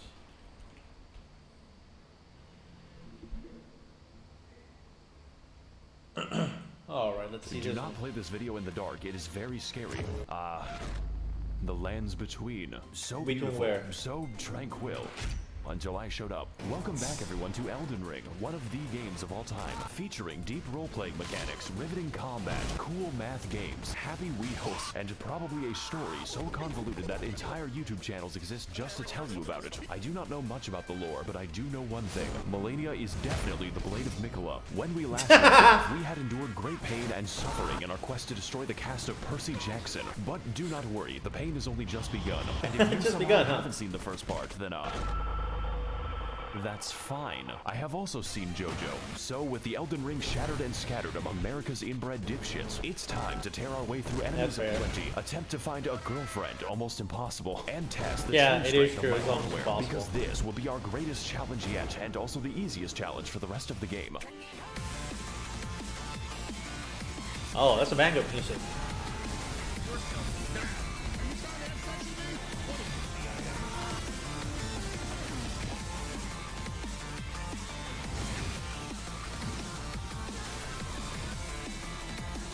Period. The moon.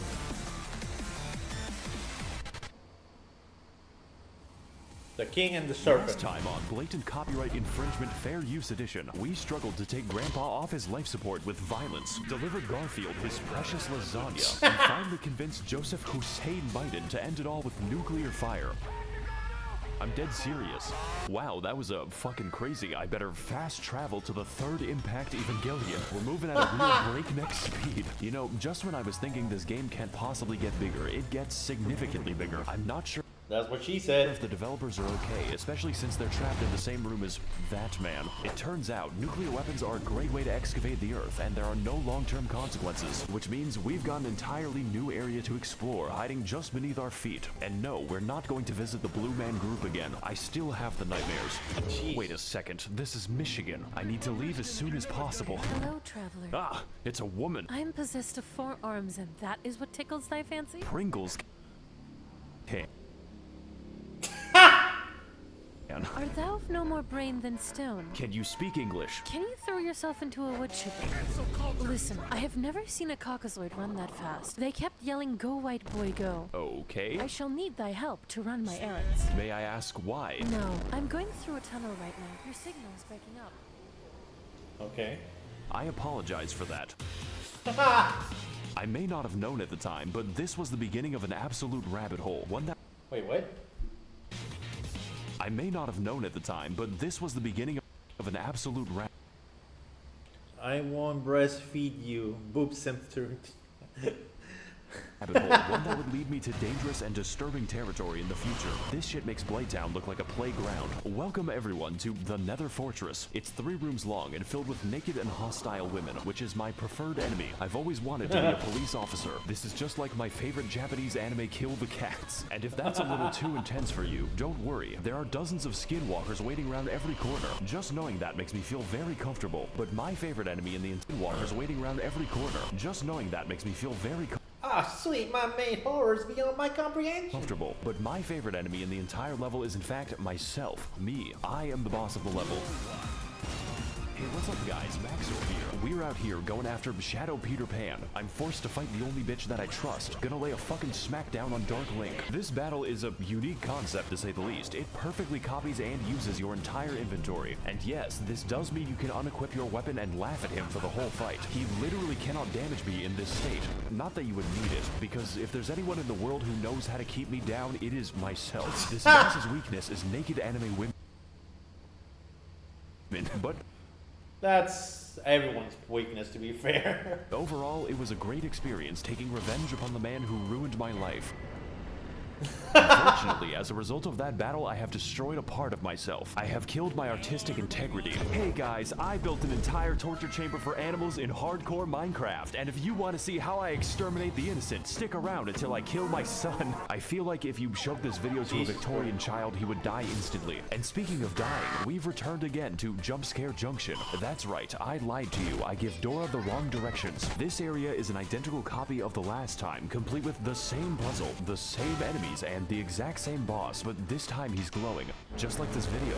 Now don't get me wrong, I love beating Canadians to death, but why? Please do not subject me to more Canuckan boss torture. Now as for the rest of the area, it's pretty nice, you know, kinda short, introduces the brand new Sapient Sphere type enemy. That's okay though, I too have seen Steel Ball run, but what I really want to find is this knife, which is a surprise tool that will help us later. With this, I may now cause many kitchen nightmares. Let's go talk to someone who actually knows what's happening right now. Not you, though the alternative isn't much better. Hey, Tarnished. Yeah, hi. I see you've come to me with LondonBinKnife.png. So you know what it is then? No, but if you desire a refund, I must redirect you to Ronnie the Witch in her Karian call center. Only then can you rebate your purchase. Oh, I've met Ronnie before. She's interesting. But I must warn you, Tarnished, the temptation of a blue gash is strong beyond belief. To be fair, who hasn't thought about the blue gash? I too have felt the call of her puppet hands upon my tack. Just imagine, Tarnished, what those 4 armpits Those who have a smell fetish must smell I'm like. going to leave now. Welcome everyone to Horrors Beyond Comprehension, a land of the hands, as it were. The Fingy Dingy. Making my way here was a treacherous affair. I had to dodge the magical artillery using my immense skill. This place, however, is anything but safe. I would describe it a bit like the SpongeBob perfume department. You simply need to get through it, but you will lose a part of yourself. There are hands everywhere, in the ground, on the ceiling, and within my nightmares. They are 90% of the enemies, and the remaining 10% kind of remind me of myself in a really strange way. My name is Yoshikage Kira. I'm 23 years old and making YouTube videos. As it turns out, the Queen of Caria going insane in Hogwarts had implications for the kingdom, and one of those implications kind of slaps, you know, like a hand. I too would kill myself if I was written by J.K. Rowling. I can't even search for pictures of normal Knuckles on Google because I keep getting this fucking echidna. Human Knuckles just makes it worse. Now, what the fuck was I talking about? Oh yeah, so after dealing with my Oni-chan and killing the only normal people for miles, the game just gives up and has us fight a ghost instead. Whoa. I've always wanted to kill a white woman. Also, I'm available at this address. This fight is actually an iteration on the previous Tree Sentinel boss, so it's a really good thing that I beat him. You could say I have a lot of practice with the moveset. This time, however, we've got a copious amount of magic, even greater speed, and a horse ghost, which implies that there is a horse hell. Horses don't belong in the battlefield. They belong in the McDonald's menu. I can't even turn the bastard into glue anymore. This is just like George Orwell's Animal Farm. In summary, this boss is good, but nothing we haven't seen before or will see in 5 minutes. The magic earns her a really comfortable spot in B tier right next to herself, but that is a story for part 19, so for now I'm just gonna send her to a farm upstate. By the way, I've played this game for 130 hours and haven't slotted a spell. Now, as a full metal consequence of my vehicular manslaughter, we have finally unlocked Ronnie's Rise and my favorite part of the game, Ningyo Romansu Shimureta. Oh, I like that art. Honestly, I'm a big fan of the writing on this one. Look at her hands.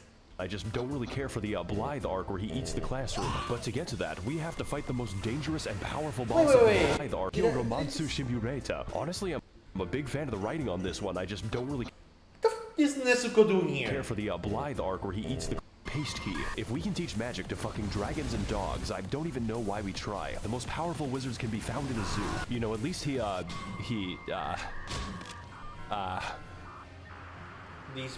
gone. He has chosen peace. I guess all that's left to do now is enter Toyota High School, so I can finally meet the love of my life. How the fuck did you do that? Do what? Ohayou gozaimasu. She says, her long hair swaying in the Among Us Morbius Among Us sus. So, why are you here exactly? Oh god, the game actually prompts you. I really gotta think about this one. Tell you what, I'm also in the business of killing God. I want to restore the good old-fashioned values upon which we used to rely. Is that a bad thing? For you. Now, are you going to join or not? Oh god, she doesn't know I'm a sub. Wonderful. Your first mission is to kill my brother, Satan. You can find him inside his volcano. Are you trying to kill me? Don't come back until one of you is dead. Well, I guess... Well, that's a good answer. That's it then. Time to take the elevator so I can talk to my sleep paralysis demon. Greetings, Tarnished. Oh god, not him. It is I, Brian Dog, from Family Guy. Please leave me alone. I'm not really here right now, so please... God damn it, it's an answering machine. At the tone, please record your message. Jesus. Made in heaven. Finally, it's time to continue playing the game. And to get to the aforementioned volcano, we must first ascend. We have to elevate our consciousness so I can have my date with Ronnie Senpai. Fortunately for us, there is an elevator. Thank God the Mountain of Death is wheelchair accessible. You just gotta watch out for the falling rocks. I'm beginning to get the impression that I'm not wanted here. So we enter the absurdly large elevator, custom built and designed for the new American male, and place our keys in the ignition like a sedan. Welcome every pony bazinga to the Altus Plateau, land of the fourth demigod and his magic treehouse. I originally meant to go to the volcano immediately, but this area is the world's biggest set of dangling keys. There are two paths we can take to traverse this area: the road of proper, upright civilization, or the forest of immaculate pain. You know, I did both of them, but this one is funnier. Welcome everyone to the Worm People dimension, a region totally unique in how it decides to kill me. You see, the inhabitants have a special status effect called death, and the effect of death is that it kills you rather painfully, and there's quite a few of them. My favorite example is definitely Wormface, who is called that for no reason. All of his attacks are basically instant kills. I think it could be better to take the stealthy approach here. Whoa. Hey guys, Max0r here, and today we're going to be sneaking into Big Shell. Right, and you have to stop the Facebook algorithm. It's giving people pronouns. So after navigating the Impale Jail, or just teleporting past it, because you can do that, we continue exploring Bikini Bottom so I may find the maniac. Just don't turn around on the bridge because, oh god. he is there. So for the next part of our journey, we make our way to the Windmill Village, which is, apparently a fun time. You know, I may be a fan of older women, but this is a bit much. These bitches really do be reenacting the plot of Midsummer in the local retirement center. Honestly, this area is pretty dope as long as you don't make them angry. Don't worry, women are very easy to calm down. So, domestic situation now under control. Women are very easy to control, to calm down. Yeah, you just tell them, control the calamity that is your memories. Don't have a rack attack. Hakuna Yotatas. We walk for 3 seconds until the boss just kind of approaches you, just like Dio and his stand. Welcome back, everyone, to the official IGN walkthrough. And today we're going to be fighting Slenderman. Gotta collect those 8 pages. His attacks are fast, really fast, and his combos are longer than my video schedule. If you ever think you're safe against this boss, think harder. This man goes harder than a police officer in the Black Sea. And to make things worse, we have a second phase which made me scream audibly. Finally, the Spaghetti Code. I haven't really fought a boss that required an exorcist before, but thankfully, the priest was better at the game than me, so, Wait. Boss that required a second phase, which made me scream audibly. Finally, the Spaghetti Code. I haven't really fought a boss that required an exorcist before, but thankfully... Whoa, none ahoy. The priest was better at the game than me, so, that's not the last time we're going to see him, although I wish it was. So with Friedrich Fastbear once again confined to his pizzeria, we approach the fabled Gate of Healthy Eyeballs, and after being welcomed very nicely by the residents, we catch a glimpse of our next destination. The next destination hurts my eyes. All you have to know is that I really want to get there because I am a moth, and also this anime girl. Naturally, my first instinct was to head to the front door, like the feds outside my house, but these instincts were not correct. Also, some people say my videos are too fast, so here's a dog. So instead of whatever that is, we need to take the side route to get in. I have to skulk cantankerously towards my devilish deeds. But upon reaching the back rooms, we find that the way is blocked by the dreaded, most powerful enemy of the entire game. That's right, the copy-paste key is back, and this time he's tired of my shit. Oh yeah, I died a lot of times against him. This battle is really difficult, not because the moveset is new, but because I have exhausted my horse jokes. To put this another way, he's tougher than my dad and hits harder than his belt. Not much is different this time around though, except for the damage. That is very new. This is just like my Redmi Note 11 Pro when I criticized the Chinese government. Overall though, this boss is a very cool reskin and a literal gatekeeper for the content ahead, which is why I decided to exploit him using my horse, just like the Mongols. Absolutely peak game design right here. I'm very impressed. Nice. 1 second, guys, I need to answer my phone. So, with the evil lies of capitalism out of the way, it's finally time to head inside. This is what we've been building up for 13 entire minutes. And when I got there, I was so taken aback by what I saw that I fell off a cliff and died. Great start. Welcome everyone to Listerine, Royal Capital, a land that pleases the eyes and destroys my ears. The sound of the Smurf Jamboree is fucking inescapable. We're gonna hear it for the rest of the level in the form of my tinnitus. Look at this shit, look how fucking big it is. And yes, we can visit all of that, the entire city. Do you see that dragon? You can climb it. These enemies, they can climb me when I am 6 feet under. Enter the buildings, peruse the streets, find new enemies and die to them. We've got a little bit of everything here in Portland, Oregon. This game is Dark Souls 4, 5, and fucking 6. So I ask again, are the developers okay? Do they sleep? So after our encounter with Band Class, we move throughout the city, becoming acquainted with its welcoming residents. And there are so many different paths that it's actually hard to talk about. You can go down the streets and die, go through the storm drain and be dragged to the depths of hell, where the Catholics go. Or you can go to the bad side of town and die to the exploding worm. I hesitate to call this a level because this is a goddamn experience. Just don't enter this innocuous well because you'll have to fight the poo and piss men. Seriously, this is an entire dungeon in and of itself, and it's more convoluted and confusing than a woman. I want to get off this wild ride. Please let me see my family. But that is a story for probably never, because it's guarded by the demigod of incest. I will have to deal with him later, preferably after he stops dealing with me. So once I finish up bringing the garden and becoming one with the graveyard, we ascend to the next level of consciousness and begin making our way to the palace above. It's pretty beautiful, but I would suggest installing railings because I am stupid. And also this anime. Speaking of which, here's the next boss. He just kind of appears there. Gotta fight Casper the Unfriendly Piss. Now I could get into this boss, maybe talk about how he helped my insides experience fresh air, but he is very phoned in, and we're going to get quite familiar with him later. And also, he has a stand, so that's how you know he's gay. What? Since this boss is technically a memory, we're just gonna forget that he exists. Maybe should have done that during the fight. So all that's left to do now is get into the giant tree so I can finally kill God. I've always had a grudge against that guy. After all, he made the British Isles, and some crimes cannot be forgiven. That's so if it isn't my old friend, the Tarnished who gets no bitches and stacks no paper. How are you alive exactly? How are you still single? Called the Demigod's family, but that was before I became racist. Though your tenacity deserves praise, it is for naught. For I have never lost a debate. What the fuck is wrong with you? Cancel culture strikes again. Oh, fuck.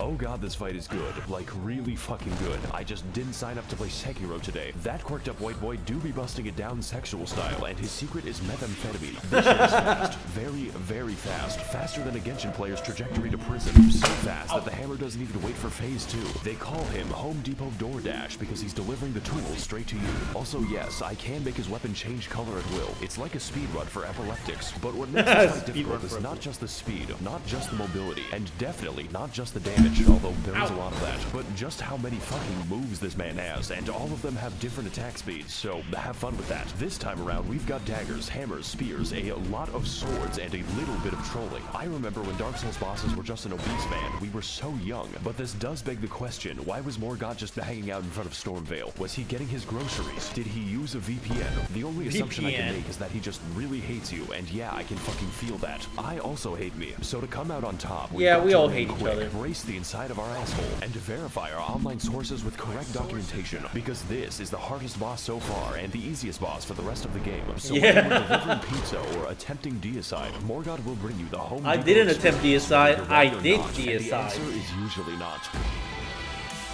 You know what's funny? I got banned on Twitch for using the word deicide. I don't know why. I have no idea why deicide is a banned word in Twitter. So stupid, really. Whoop.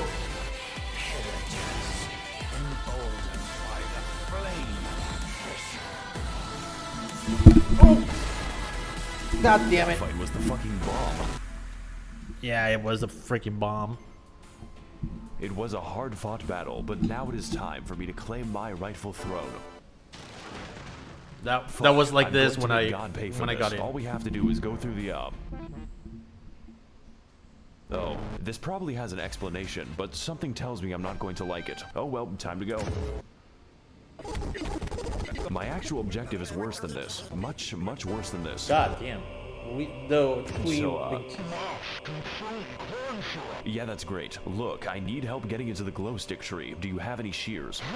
Oh, why didn't you say so? No reason in particular. Nah, don't worry about him. He's, doing stretches. For the next 5,000 years. What? Anyways, you need to, burn the tree. Excuse me? You need to go to Giant Mountain and burn someone to death. I want that shit to look like a road flare. You are scaring me. The pain is immense, and without limit. How about I just go kill Satan instead? You cannot run from me! Chinese Smog Factory. Welcome everyone to the Mountain of Agony, both in the lore and in gameplay, but mostly gameplay. Home of the 5th demigod, Satan, literally just Satan, Lucifer, the big D, if you will. That's what they call me. Who has made his home inside of a literal volcano where he intends to commit blasphemy in peace. Just one problem, we gotta climb that shit ourselves, and the main way up is, a little bit linear. I call it the Habsburg family tree because this shit is a circle, one with a higher population of apes than Twitter.com. My favorite part was the horrifying darkness of my Appalachian camping trip. Something is after me, but I don't know what it is. Now don't get me wrong, there's still a lot to discover, but half of it is igneous rock, and what remains is a bit of special. Just gotta take out this enemy over here when suddenly bird jump scare. It feels a bit like every level collaborated to make this one. We've got people, monkeys, spastic robots, and you better believe that the hands are back. We even get to see the handyman himself. He's getting really out of hand this time. You could say that I have my hands full. This is hands down the stupidest joke in the video. Yes. So after climbing a little bit, Why a Stofo again? Over a cliff, whereupon Patches just breaks my fucking skeleton. Guess I have to climb all the way back up. The top of the mountain is really fun though, especially when my computer decides to work. It's like Disneyland for Victorian peasants, or just Yugoslav war criminals. I think Satan might be up to something. It's just a guess though. So after 3 days of assorted undersea mischief making, we finally arrive at the Volcano Manor. But at that size, it's more like a volcano-gated community. Little did I know what I was getting into, starting with the red. You know, like all the flags this is giving me. I feel like I'm inside of a gaming PC. Maybe this woman can give us more info. Hello, Tarnished.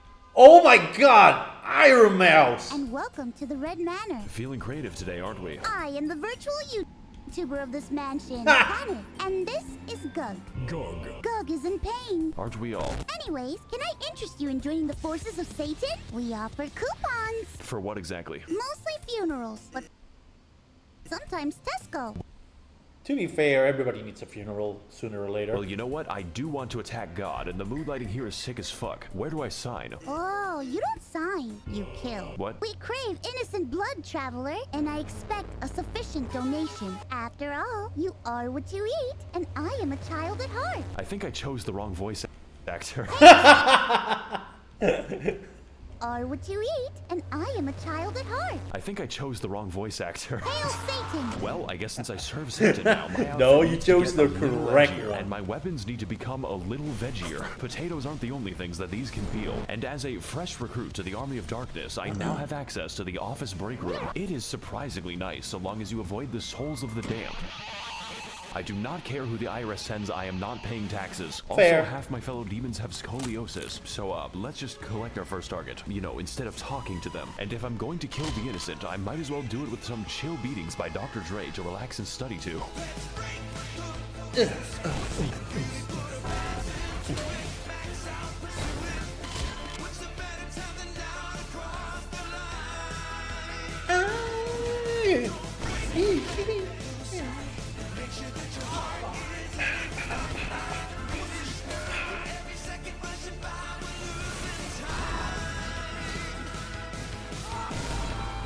I think we might be the bad guys. Just kidding, I don't think.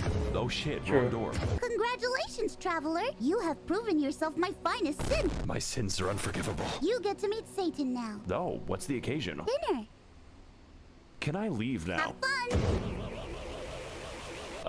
Hi there, Satan. Did you fall from heaven? I don't think you liked that one. Whoop. Somebody got bored. Hey guys, Max0r here, and today we're gonna be trapped in, hell. That's right, bitch. We're in fucking hell.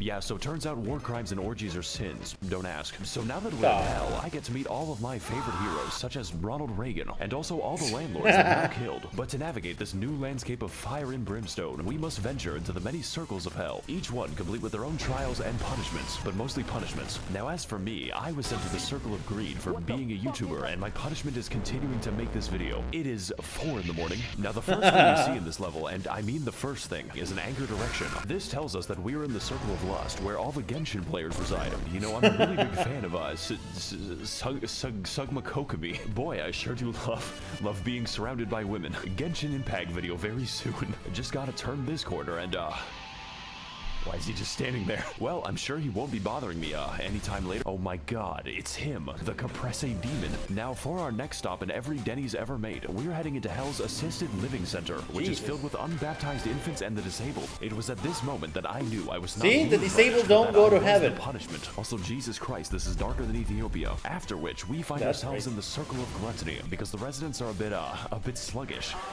I know, very funny stuff. It's time for some fun volcano facts with Max0r. Did you know that lava cannot hurt you as long as you are backstepping? Try to do it in real life. Actually, at this point, the lava is more of a suggestion. Summer enjoyers be like, at least there be no snow. Oh boy, I sure do love taking a walk in the great state of Arizona. So after we're finished navigating the, kinky neighborhood, we head into the next circle of hell, the Heresy, which is accessed when I pull a bridge out of the room temperature lava. This is where God puts all the papists after being dragged into the storm drain.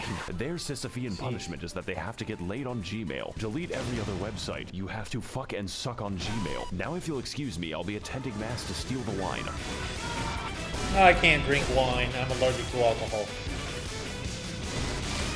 Hey guys, welcome back to my 600-pound death, and on today's episode, we're going to be fighting the skinniest Reddit mod. This is not what I meant when I said I wanted Jesus. I think this boss may have had a few too many, communion wafers. How many of those do you have to eat before it's considered one entire Jesus? This is reality broken for me. Now, unlike the other foreskin brother, the absolute girth of this man might make you think we're in for a slower fight, but you are wrong. That would make the game easier. He is even faster than that, and that just makes me go from depressed to impressed. And just like last time, his second phase is absolute body horror. Genuinely just the scariest shit I've ever seen in my life. Please consult your doctor before engaging in any Nikocado maxing. I think I'm gonna be here for a few more minutes. Finally, the bloated design. Body positivity. No, I have body negativity. Also, holy shit, this music goes hard. This is an absolutely inappropriate boss theme for the inside of a Walmart. I think it's about time that we shave off some of that excess skin. Come on, do it. Give me your skin. Don't you mean foreskin? If you aren't comfortable in your own flesh, you should pull it off. So now that I've officially shot Biggie Biggs, we can finally get the, and continue on our route towards the average Californian summer. Me being sent to hell, they forgot to take my Bluetooth speaker away. That's right, we're finally here, the heart of the beast, home of deceitful serpents and their evil minions. You know, Washington. Also, more ladders. But honestly, it's a bit, easy to get lost in here. Personally, though, I don't think there's much here that we haven't already talked about, besides the Egged one, just your standard committee of child skinners. So, we're just gonna teleport straight to the boss, which is the actual way you do it because of the reasons why. Alright, Satan, I've served you for too long. Now prepare to feel my... Wait a second. Eggly. Welcome everyone to Doom internalizing my abuse, and today we're going to be fighting the we're going to Google how to kill him, because as it turns out, the reptile exhibit is in need of some heavy ordnance, of which I am an expert. The Serpent Hunter is, and I quote, on some anime shit, a weapon of mass destruction specifically built to kill just snakes, you know, like a secretary bird. It's also, 3 feet from the entrance. That's like giving chocolate out in a dog pound. God may give me his toughest battles, but so too do we get his largest gun. We just went from Storm Ruler to Storm Meter Stick. This fight is the coolest shit I've ever seen. It is so satisfying to use this weapon, and the damage is absolutely biblical. My favorite part was when Cain beat his brother to death with a rock. The only drawback is that you are too strong, and dodging him is a little easy because the snake will signal every attack by pogging. But if I had to choose a boss to be easy, this one is pretty fucking up there. And trust me, I know about fucking up. Just ask the war crime trials. I have something to admit, guys. I didn't really kill anyone in the war. I only kill people like you, tomorrow. But as for this boss, his difficulty does not get in the way of the fun, of which there is plenty. I think the best attack is the one where he slimes me at the Kids' Choice Awards. Plus, I am always down for animal abuse, especially after the animal abuses me. So with that out of the way, I think it's about time that we graduate this noodle from endangered to extinct. There you go. Snake destroyed. Oh Jesus, aren't you dramatic? They never die like that. Demigod of Mount Gelmir. Oh my god, chills! Raider Riker. Raider Riker. It appears that you are trying to cut off my pet snake, so in return, I will now cut off yours. Oh, it's not a real chills, that sucks. The last thing you want on your journey to hell is to join the Serpent King as family. But as it turns out, that might be what you get. Oh my fucking god. It's finally him. It's Satan. I'm your biggest fan. Welcome everyone to the second phase of life, also known as death, and today we're going to be fighting the human centipede. along with everyone he's ever consumed. That's right, this entire time we were participating in the world's most complicated buffet. Not to mention I'm carrying the souls of 4 entire demigods, so I just delivered Rykard his fucking pizza. But if you want to get eating, first you have to get eaten. Buy an immortal snake and live on him like a tumor. That's called making a deal. Now as for the gameplay, it's a little intense. You know, kind of spooky, kind of makes me cry. Because this boss, on top of his normal moveset, can use every snake attack, just like Metal Gear Solid. But that isn't even the dangerous part. That happens when he unleashes the 50 goddamn explosive skulls at the loudest possible volume and then dips my screen into a vat of hot oil. I guess hell was just built on a missile system. I could not tell you what's happening on the screen right now. The best way I can describe this fight is that it gives brain damage, just like playing Valorant, but in a good way, unlike playing Valorant. Even still, this battle is not about that. It is all about the spectacle, the weaponry, and of course the violence. It is a gimmick fight done absolutely correct, even if it hurts my eyes a bit. But if this fight gets one thing right, it is definitely style. And while this battle may be long, you know, like a cat, goddamn does it deliver. Oh.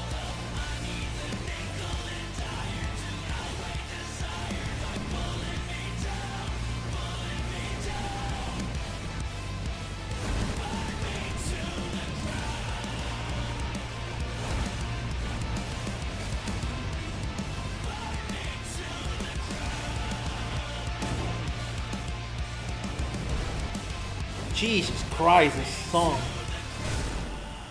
Man, you two are a match made in hell. Hey, so, I might have killed Satan. You fucking what? Yeah, so, You what? Where did she go? Gone. Oh. She's eating what? Okay, Iron Mouse is...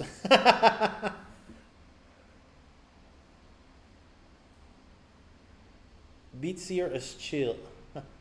Oh, somebody was... Oh, okay.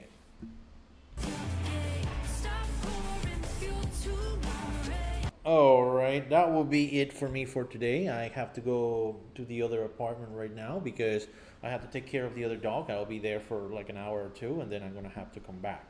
Anyways, thank you very much for joining me here today. I know I have a little bit of a scuff. My microphone fell twice. Because this table is round, therefore I cannot really anchor my my microphone's arm into it. So yeah, there's that. Anyways, thank you very much for joining me here today, and I hope all of you have enjoyed yourself with this Max0r's videos of an incorrect summary of.